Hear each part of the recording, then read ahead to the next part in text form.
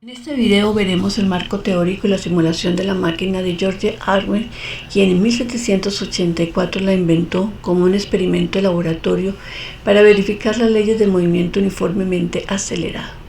Voy a considerar en sus manifestaciones más idealizadas que la polea no tiene masa, que la cuerda es inextensible y de masa despreciable comparados con M1 y M2, y además se ignorarán los posibles rozamientos de la polea, ya sea con el eje que la sostiene en el punto O, como en el hilo que pasa por su garganta. Para obtener las ecuaciones de movimiento de este sistema voy a utilizar el formalismo newtoniano. Las únicas fuerzas que tiene el sistema son las tensiones de las cuerdas y los pesos de la masa M1 y M2. Cuando se liberan estas masas, la más pesada tira de la más ligera y comienza a moverse aceleradamente. La cuestión es calcular con qué aceleración lo hace. Para hacer esto es necesario hacer un diagrama de fuerza sobre cada una de las partes que conforman el sistema dinámico. Vamos a definir un deslizador que lo llamamos mu, que nos va a dar la relación entre las masas. Entonces vamos a definir a M2, le vamos a dar el valor de 300 gramos y a M1 lo hacemos igual a mu por M2. Por consiguiente, M2 es mayor a M1, entonces el movimiento va a ser en este sentido. Veamos el diagrama de fuerzas. Entonces, sobre cada uno de los elementos vamos a aplicar la segunda ley de Newton y empezaremos con la masa M1. Entonces, la sumatoria de las masas en M1 va a ser igual a T1 menos M1 por la gravedad igual a la masa por la aceleración. En este caso, estoy suponiendo que la aceleración es positiva en el sentido del movimiento. Para M2, la sumatoria de las fuerzas va a ser igual a M2 por la gravedad menos T2 igual a M2 por la aceleración. Como este sistema no tiene fuerzas de fricción por ningún lado, entonces las tensiones T1 y T2 son iguales. Entonces, de estas dos ecuaciones, si las sumo, voy a poder despejar la aceleración. Entonces, se me van las tensiones y me queda la diferencia de las masas multiplicada por la gravedad, que es el factor común, igual a M2 más M1 multiplicado por la aceleración. Entonces, la aceleración tiene este valor y reemplazando los valores de la masa y de la gravedad tenemos que el valor de la aceleración es de 40.8 centímetros sobre segundos al cuadrado. Si tenemos la aceleración, entonces con que reemplace en cualquiera de las dos ecuaciones podemos obtener la tensión de la cuerda, y en este caso me da que la tensión es igual a 2 M1 M2 por G, y todo eso dividido por la suma de M1 más M2, y su valor numérico entonces va a ser 287.5 dinas. Mirando el sistema 3, la fuerza de reacción en donde apoyamos la polea debe ser igual a T1 más T2. Como son iguales, entonces va a ser 2 veces esta expresión. Entonces ya tenemos todas las ecuaciones del sistema y necesito encontrar la solución a la ecuación de movimiento. Entonces podría integrar. Si integro esta ecuación una vez, tendría la velocidad, y si la integro 2 veces, tendría la posición. O también lo puedo hacer por métodos numéricos. Entonces, ya que estoy en GeoGebra, voy a hacerlo por el método de Runge-Kutta-4. Como esta es una ecuación de segundo orden, la debo pasar a primer orden haciendo un cambio de variable. Entonces, el cambio de variable que propongo es que R punto va a ser igual a B y R2 punto va a ser igual a B punto. Y entonces escribimos esas dos ecuaciones en la entrada de GeoGebra. R punto igual a B y B punto igual a toda esta expresión. Y entonces puedo utilizar la instrucción que me calcula la solución por Runge-Kutta-4, que es resuelve Nedo, en donde defino las variables R punto, B punto el tiempo inicial, la posición inicial de el sistema, que va a ser 5 unidades, la velocidad inicial, que la voy a definir como 4 unidades, y el tiempo final, que va a ser igual a 2. Entonces eso lo podemos definir acá en la expresión de números. Entonces tengo M1, M2, tengo el tiempo final,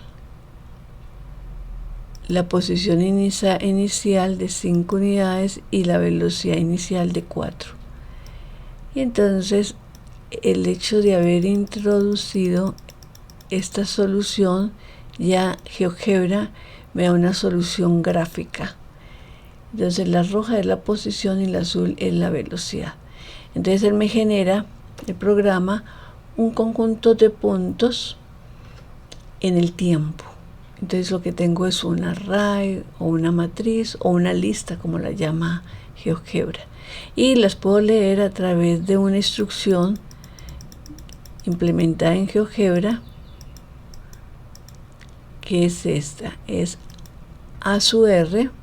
La voy a definir como X y me puedo leer los puntos de R sub F de acuerdo con el deslizador C, y Y me da en este caso la posición. Entonces para la velocidad aquí tengo la información del tiempo y aquí tengo la información de la velocidad. Entonces podemos observar que vamos pintando tanto la posición en el tiempo como la velocidad. Entonces aquí tenemos la primera coordenada X, es el tiempo, y la segunda coordenada es la posición y la velocidad. Lo que voy a hacer ahora es llevar esos datos a la hoja de cálculo. Entonces voy a buscar A sub B acá en la vista gráfica, hago clic con el botón derecho del ratón y le digo que me registre la información en la hoja de cálculo de GeoGebra, y lo mismo hago para A sub B y repito la animación. Entonces aquí voy obteniendo los datos de las coordenadas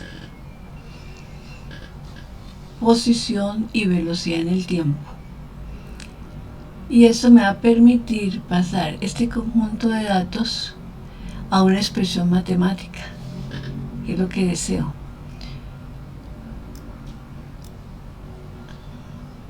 Bueno, ya llegó a el tiempo de punto 7, yo le programé hasta 2, pero con estos datos son suficientes, y lo que tengo que hacer es hacer clic en las columnas A y B, irme a la parte estadística de GeoGebra y escoger análisis de regresión de dos variables.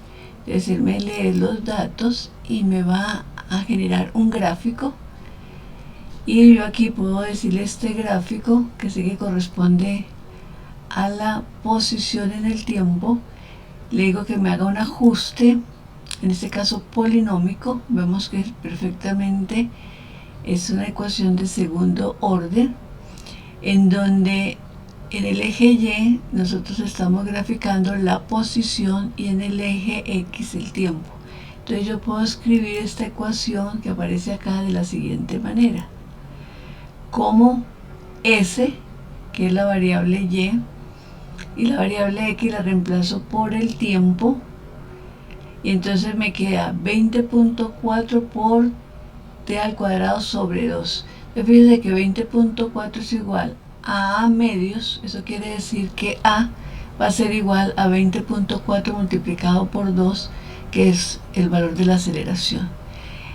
4 es la velocidad inicial y 5 es la posición inicial.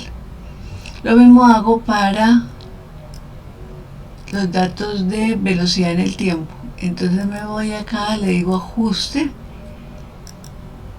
me lo grafica, le digo que me haga un ajuste, en este caso lineal. Entonces yo la puedo escribir como velocidad igual 40.8 es la aceleración, x es el tiempo y 4 es la velocidad inicial. Entonces ya con estas dos expresiones algebraicas ya tengo la información de todo lo que pasó en mi sistema máquina de agua.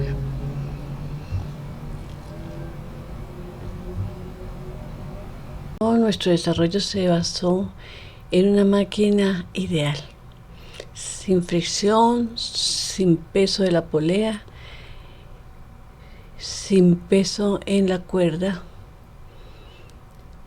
y sin ningún tipo de rozamiento. Entonces me surgen dos preguntas. Si estamos ignorando estos efectos, ¿qué tan realista es nuestro modelo?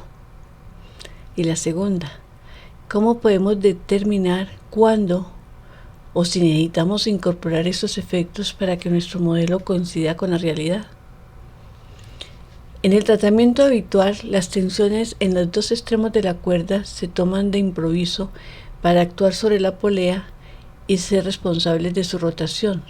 Sin embargo, tal diagrama de cuerpo libre de las fuerzas en la polea no está justificado a priori, lo que induce a los estudiantes a construir hipótesis erróneas, como que la cuerda transfiere su tensión a la polea o que alguna simetría está en funcionamiento. Reexaminemos este problema integrando las fuerzas de contacto entre cada elemento de la cuerda y la polea y mostremos que aunque la polea se comporta como si las tensiones estuviesen actuando sobre ella, esto solo es el resultado final de un análisis detallado.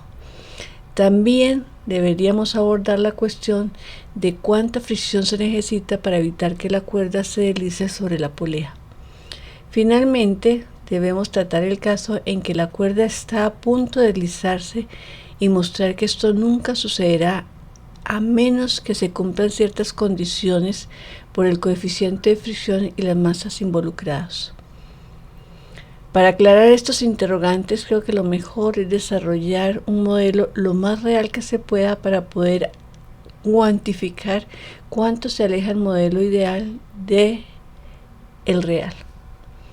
Y lo vamos a hacer a través de varios videos en donde vamos a ir incorporando cada uno de estos efectos. Si les gustó, por favor suscríbanse, envíen un like y nos vemos en la próxima.